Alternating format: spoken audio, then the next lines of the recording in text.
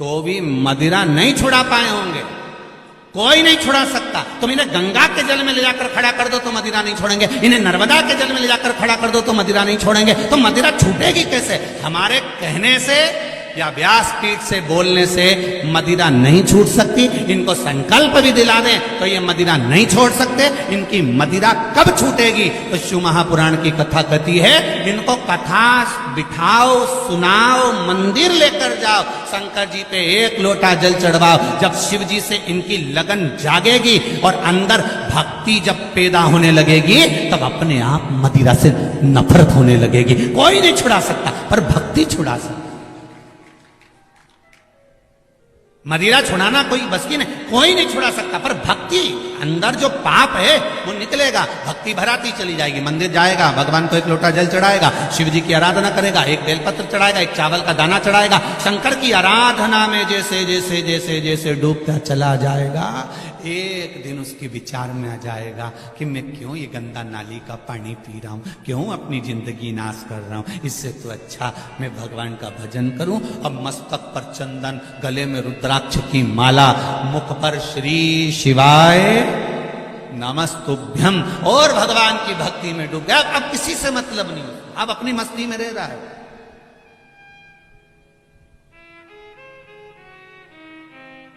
अब उसको कोई मतलब।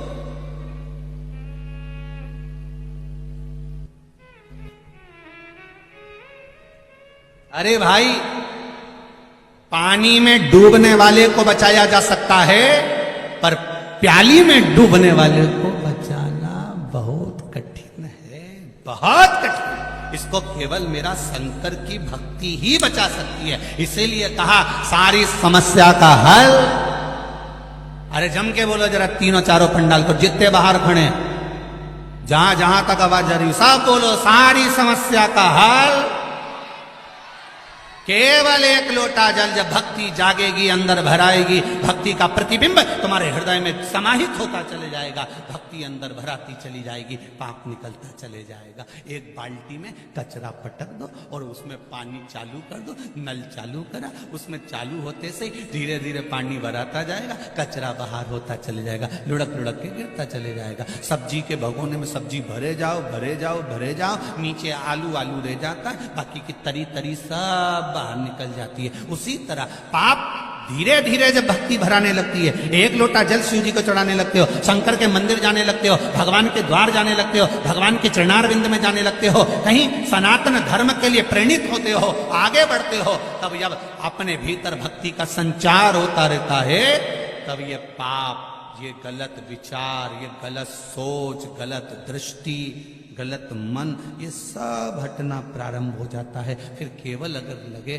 तो केवल एक लगे, हमारा पशुपतिनाथ है, हमारा शिव है, हमारा शंकर है, हमारा भगवान है, कुछ नहीं। अंत समय प्रभु आना पड़ेगा, वचन दिया तो निभाना। ये भगवान की कृपा से पहुंचे। सती मैया को अहंकार आ गया था, सती मैया को अभिमान आ गया था, और इतना अहंकार में फूल गई सती मैया कि ये कुंभज बाबा ने या अगस्त ऋषि ने मुझे प्रणाम करा। शंकर भगवान के इतना अहंकार में मत फूल। कथा बाचने वाला, कथा सुनने वाले को प्रणाम करता है, क्योंकि कथा सुनने वाला बड़ा बड़ा कैसे हो गया? तो कि वो जमीन पे बैठ के कथा सुनता है, और जो जमीन पर बैठता है, जिसके पास जमीन होती है, लोग उसको जमींदार कहते हैं। तो जितने जमीन पे बैठे सब जमींदार। अब सोफे पे बैठे हुए टेंशन में पड़ गए, तेरा क्या होगा रे कालिया। अब इनको टेंशन है, महाराज तुम इसी चक्कर में तो सियोर वाला महाराज बुरा है, ये बोलता अड़ाते।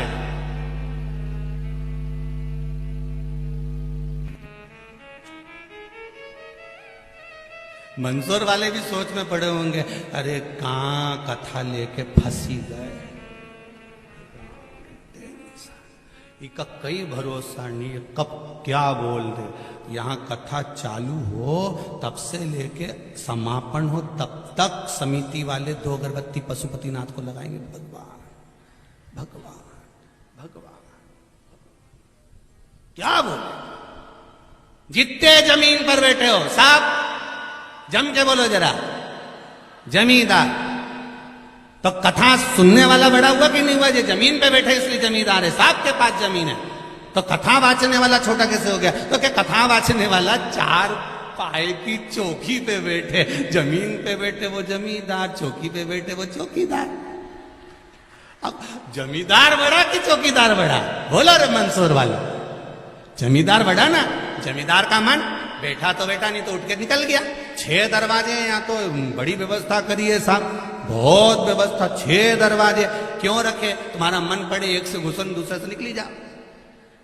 देव ऋषि नारद भी तो यही करते थे। नारद जी को श्राप लगा था कि तू एक जगह नहीं बैठ सकता, और नारद जी का मन था कि मुझे कथा सुनना है, अब बैठूं कैसे? तो श्राप लगाए कि तू एक जगह नहीं बैठ सकता। नारद जी ने कहा भैया एक काम करो, एक कथा पंडाल में 4-5 दरवाजे लगा दो। तो इनने जरूर नारद जी की कथा सुनी होगी, तो इनने भी 5-6 दरवाजे लगा दिए कि जिसको श्राप लगाओ इनंग से आना, इनंग से भराना, निकलते जाना, फिर घुस जाना, फिर निकल जाना, फिर भरा जाना, फिर निकल जाना। तो समिति ने भी विचार करा होगा कि कहीं कहीं का नारद ऐसा आ गया, वो उसको श्राप लगा, नहीं बैठ पाया, तो इनके श्राप वाला उनके लिए इनने 6 दरवाजे रखे। एक से आओ, दूसरे से निकलो, दूसरे से आओ, तीसरे से निकलो, तीसरे से आओ, चौथे से निकलो, जहां तुम्हारी मर्जी पड़ी जाए वहां से निकल जाओ।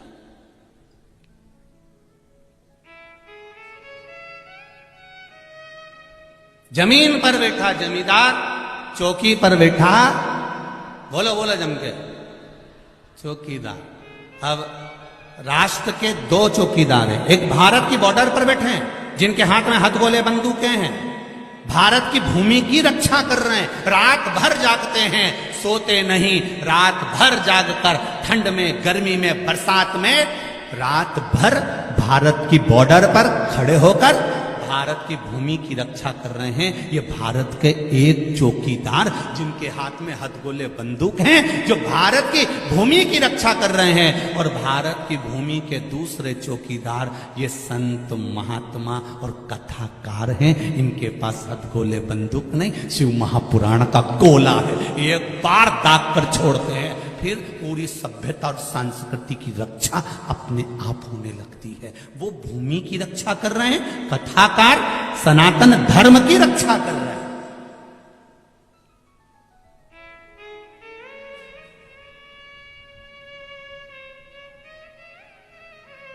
सनातन धर्म की रक्षा में लगा है कथाकार। वो भी चौकीदार है जो हथगोले बंदूक लेकर दरवाजे पर खड़ा है, द्वार पर खड़ा है, चौकीदारी कर रहा है, द्वार पर खड़े होकर भारत की भूमि की रक्षा कर रहा है। और एक भारत के कथाकार ये भी चौकीदार हैं जिनके हाथ में शिव महापुराण, राम कथा, भागवत जैसे गोले हैं, जो भारत की सभ्यता, सनातन धर्म और संस्कृति की रक्षा कर रहे हैं। इनका होना भी जरूरी है, नहीं तो इस राष्ट्र को लोग गर्द में ले जाकर छोड़ने के तुक में बैठे हुए हैं। पर धन्य है भारत की भूमि, धन्य है ये वसुंधरा, धन्य है मेरा भारत राष्ट्र, ये हिंदुस्तान, जिसमें सनातनी धर्म में पैदा होकर हम अपने आप को गौरव महसूस करते हैं, अपने आप को गौरवान्वित महसूस करते हैं। तोड़ देंगे लोग, कोई ब्राह्मण में तोड़ रहा है, कोई कहता ये क्षत्रिय है, कोई कहता ये वैश्य है, कोई कहता ये शूद्र है, कोई ने कह दिया ये पंजाबी है, कोई ने कहा ये सिंधी है। ये सनातन धर्म को तोड़ने के पहलू बनाए गए हैं। पर माता के गर्भ से जब जन्मे थे तुमको भी नहीं मालूम था कि तुम किस वर्ण में पैदा होगे। माता के गर्भ में परमात्मा भेजता है, ये सोचकर नहीं भेजता कि मैंने ब्राह्मण के घर भेजा है, मैंने क्षत्रिय के घर भेजा है, मैंने वैश्य के घर भेजा है, मैंने शूद्र के घर भेजा है। भगवान जब मृत्यु लोक में जन्म देता है, माता के गर्भ में भेजता है, तो यह विचार कर कर भेजता है मैंने हिंदू के घर में पैदा करा है, ना ब्राह्मण, ना क्षत्रिय, ना वैश्य, ना शूद्र, कोई वर्ण में नहीं बांटा। उसने केवल एक हिंदू के घर में पैदा करा है, सनातनी के घर में पैदा करा है, हमें दूसरी जगह नहीं। वो तो बांटा हमने है, अपने लिए बांटा है कि हम इधर से ज्यादा अपने कर लेंगे, इधर से कम कर देंगे, ऐसा भड़का देंगे तो ऐसा हो जाए। ये गया। शिव महापुराण ने एक ही काम किया, सारी समस्या का हल। एक लोटा जल क्या किसको रोइए, चादर तान के सोइए। आग लगे बस्ती में, अपन रेव मस्ती में। रोज अपने घर के लोगों को कह दो, देख रहे भैया 7 दिन मेरे से बोलना मत ही, मुझे कथा सुन लेने दे, मेरे को छोड़ के आ जाया कर। मारे कथा भगवान के दरवाजे जब मंदसौर में हो रही है और मैं मंदसौर में रहूं और उसके दरवाजे तक नहीं जाऊं तो भगवान भी कहेगा रही हरिद्वार आई थी और होटल से वापिस निकल गई, गंगा भी नहीं नहाई, तेरे जैसा पापी कहां मिलेगा। जब मंदसौर शहर में कथा हो तो दौड़ कर कहना कि मुझे कथा में छोड़कर आ, मुझे कथा सुनना। उसके दरवाजे पर जाना, उसकी चौखट पर, उसके द्वार तक जाना।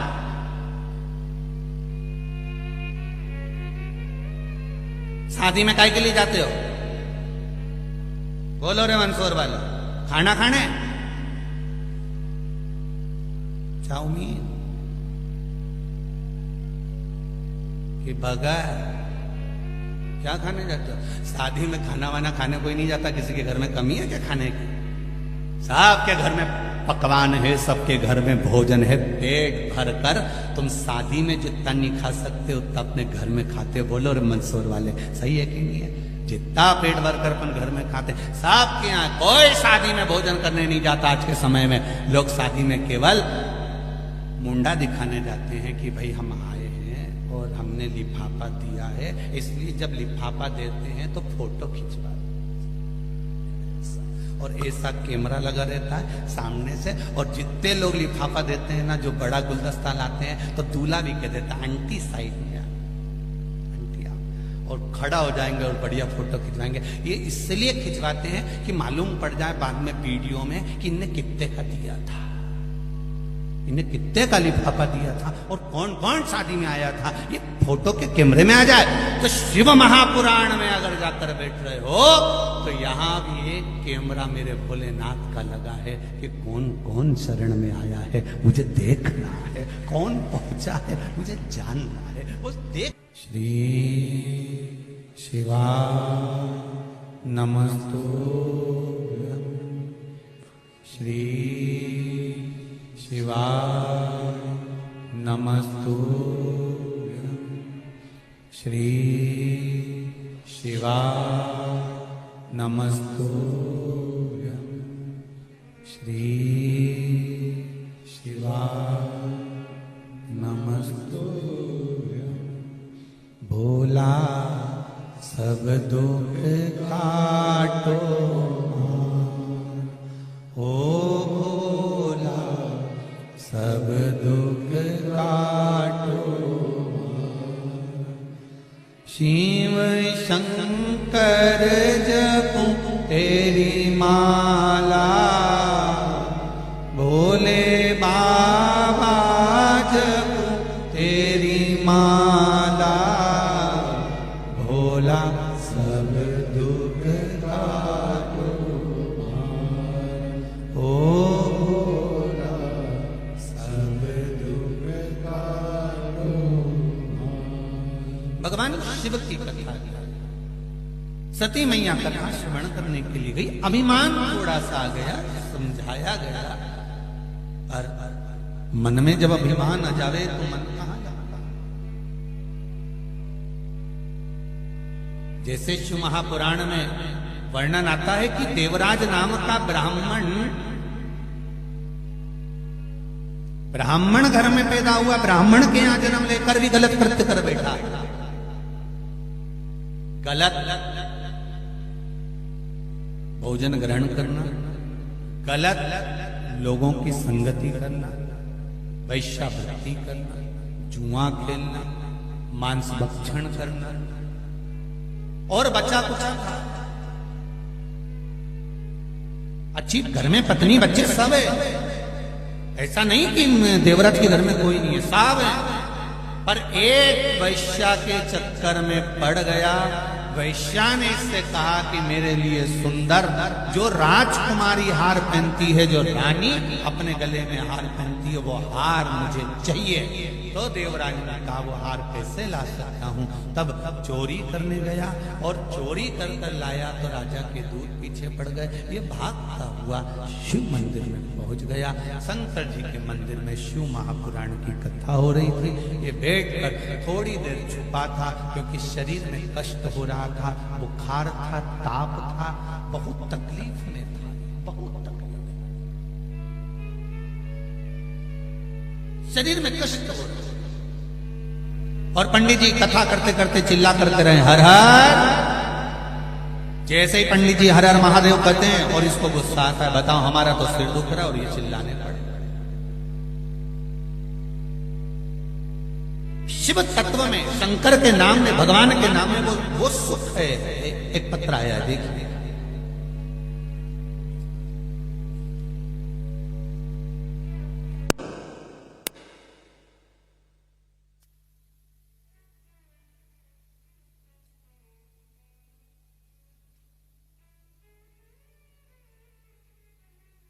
मैं स्वाति अग्रवाल मंदसौर से कहीं बैठी हो। स्वाति जी तो अपने दोनों हाथ हिलाइएगा एक बार, जहां कहीं भी बैठे हो, जिन पंडाल में भी आप लोग हैं। अच्छा वहां हैं, दोनों हाथ हिला दो।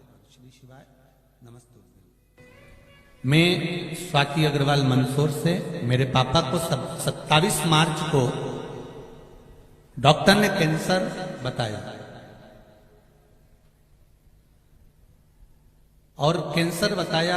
हम उनको लेकर उदयपुर आए और डॉक्टर ने बोला कि तुरंत ऑपरेशन करना होगा। हम 2 बहनें हैं गुरुदेव, परंतु हम को कुछ समझ नहीं आया कि इस कारण इस समय पर हम क्या करें। 5 अप्रैल को उदयपुर में हमें डॉक्टर साहब ने बताया कि इनके आहार नली में कैंसर है और हमने तभी ऑपरेशन कराने का मन में विचार भी कर लिया और उनका आहार नली का ऑपरेशन भी करा दिया। गुरुदेव बड़ा जीवन कष्टमय हो गया ऑपरेशन कराकर। जैसी एक बॉडी होती है, लाश होती है, हालत खराब, बुद्धि चली गई, चित्त चले गया, पड़े रहने लगे पलंग पर और ऑपरेशन के बाद गति बिगड़ गई और ज्यादा हालत खराब हो गई। शुद्ध बुद्ध सब चली गई, कुछ भी नहीं बचा। हम बेटी दामाद हैं, उनके दिन रात बिस्तर पर पड़ा हुआ देखकर रोने लगे, आंखों में आंसू भर गए। तब शरीर की शुद्ध नहीं तो शरीर पर डायपर आदि सब पहनाने लगे, क्योंकि पहचानना बंद कर दिया, सब काम बिगड़ गया। गुरुदेव मेरी सास शिव महापुराण की कथा सुनती थी तो उन्होंने कहा, बेटी एक काम करो बहू, एक बेलपत्र शिव जी को चढ़ाओ, भोलेनाथ पर चढ़ा हुआ जल इनको लाकर बूंद बूंद पिलाना प्रारंभ करो। बाबा ऐसी कृपा हुई कि वो खुद का काम करने लगे और उनकी सुध आ गई और वो एकदम ठीक हो गए हैं, आराम हो गया। ये शिव है। बैठिए स्वाति जी। श्री शिवाय नमस्ते। ये शिव है, शंकर। एक पत्र और है देखिए। महिमा इसमें वेदिका योगेश जी अग्रवाल मंदसौर, कहीं बैठी हो तो हाथ हिलाइएगा। आप ही हैं? श्री शिवाय नमस्ते। बेटी भी आई है साथ में, गुड़िया आप ही हैं? श्री शिवाय नमस्ते बाबू। गुरुदेव मेरी बेटी 8 वर्ष की है, बिस्तर पर सुसु कर देती थी। सारे डॉक्टरों का पूरा इंदौर, मंदसौर, कोटा, जहां जहां दिखा सकते थे सब दूर दिखाया, पर कोई आराम नहीं लगा था। लोग कहते हैं कि शिवरवाला महाराज कोई उपाय बताए, तो वो देख लो, एक उपाय पड़ा था। मकर संक्रांति पर आपका एक उपाय था जिसमें गुड़ का लेपन भगवान शंकर को करना था और उसको उठाकर गोली बनाकर खिलाना था। गुरुदेव जनवरी 2022 को किया, उसी दिन से मेरी बेटी ने बिस्तर पर गंदगी करना बंद कर दी। सारे डॉक्टर फेल हैं, शिव महापुराण अग्रण्य है। गुरुदेव मैं नमन करने आई हूं, मेरी बेटी भी आई है। बाबू श्री शिवाय नमस्तुभ्यम। हर हर महादेव। बैठिए, अब बढ़िया हो। हर हर महादेव। बैठिए। शंभु शिव, तेरी कृपा बिना न हिले एक भी अणु, लेते हैं श्वास तेरी कृपा से तनु। बखान क्या करूं मैं राखों के ढेर का, चपटी भभूत में खजाना कुबेर का। हे गंगधार मुक्ति द्वार ओमकार तू, आयो शरण तिहारी शंभु तार। अब शिव का स्मरण कर, भगवान शंकर का अनुमोदन।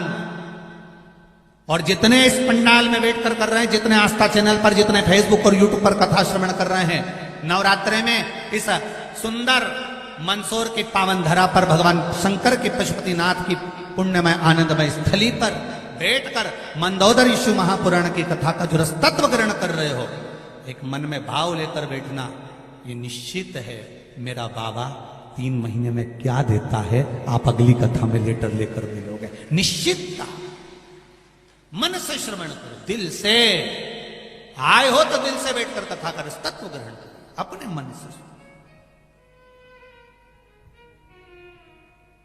मैंने तेरे ही भरोसे हो बाबा, तेरे ही भरोसे हवा बिच उड़ती जावांगी, बाबा डोर हतो छठी नामे कटी जावांगी।